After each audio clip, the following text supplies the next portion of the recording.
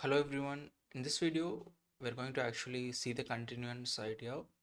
If the king is in any random position, how we will try to push it to the corner and then eventually checkmate with the bishop and knight. I'm going to kind of actually play through this against the computer, practice in leeches to kind of show how it can be done. So observe carefully. We are going to just bring in the king to kind of go into the middle, and then what we will try to do is like bring in the bishop. Now what I like to generally kind of do here is push the king to any one of these corners so that it will be more easier for me to push it to the other side. So I'm going to bring in the bishop to b2 so that the bishop and king together can control a lot more squares.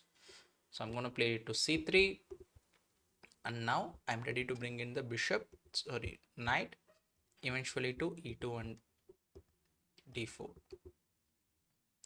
Now,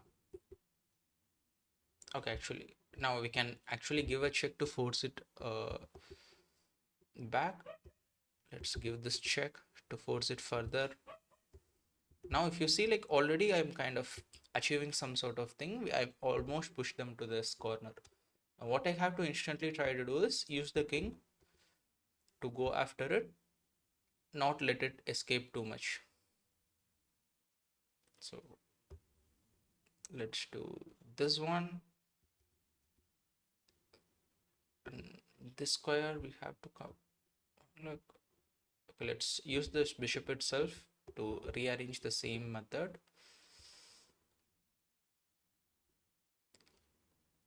Now,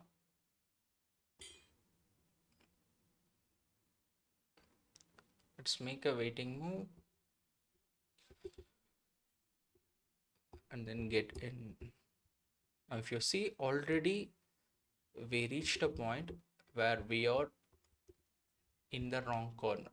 Like the king has reached the wrong corner. Now it is our textbook method, what we have seen in the last video. First thing first, we will try to kind of reach this position where we control the first square, and then this one. There is going to be three positions we are going to try to see. One with the opposition like this, controlling the b8 square, and then this one where you similarly control the d8 square instead of the b8. c8 will be covered by the knight, as we have talked about, light square by the knight, dark square by the bishop. And then this one, the third position. Ultimately, when we reach this, the checkmate will be more easy with the waiting moves.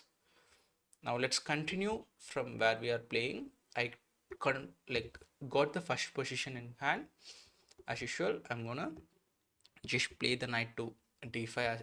I have to complete the first v with the king's help. Remember, if they go here, it's easy. This is the toughest part. Now I bring in the knight, and now the king is not getting all the way down, so my process is going to be very simple. Even if the king does not go in that direction, I'm going to play this bishop out. And now instead of going to the g5 square, if now I'm just going to wait with f4. Once the king goes further in, I will go this way. Now the king is going in this direction. Now I'm going to play this. This is another important technique, because they cannot run away that direction. We can easily cover that using the bishop. Now c8 is controlled. Next concept, control the d8. Once it is controlled, try to control e8. How do we do that? With a knight. Light square with the knight. Knight f5, knight g7. Now just opposition. e8 is controlled by the knight. Bishop controls the f8. Now, once you take away all the 6 squares control, it's pretty much easy. Once the bishop is here, all you have to just make sure is the king does not run away in the opposite direction. You have to pay attention to what your opponent is doing. Your plans are pretty simple. Now, I'm going to just play knight f5 not to let it escape. And the king, you can already see it is limited within these 2 squares itself. I just gave them 2 squares to go back and forth. Now the checkmate is pretty simple. Now all I have to do is when the king comes to g8, I give a check.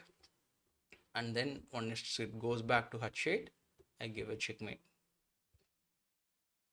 We should not play this and stalemate the opponent king one more time. Remember that. We make a waiting move. And remember, if we give check, the king will escape. Don't make such mistakes. Just give a check. That's checkmate. Okay, this is a video like where I showed this in the practice method, like how you can push it to the corner. The one thing I want you to do is like constantly practice this, like repeatedly, like let's say minimum some 10 to 20 times. If you're able to do the checkmate like minimum 10 times, you will kind of have the feeling. Again, this needs to be repeated. Let's say you learn this idea right now. After 1 week, you can kind of revisit it like minimum 3 times repeated. After 1 month, you can kind of repeat it 2 times. And time to time, once you kind of repeat it, it becomes more easy. It's one of the trickiest checkmates, but if you just follow the plan and path, it becomes more and more easy. So do watch this and try to revisit the plans, and mainly practice it multiple times by yourself, playing against the computer like Stockfish in leeches as well. You can use set up this position and play against it, and practice regularly. Thanks.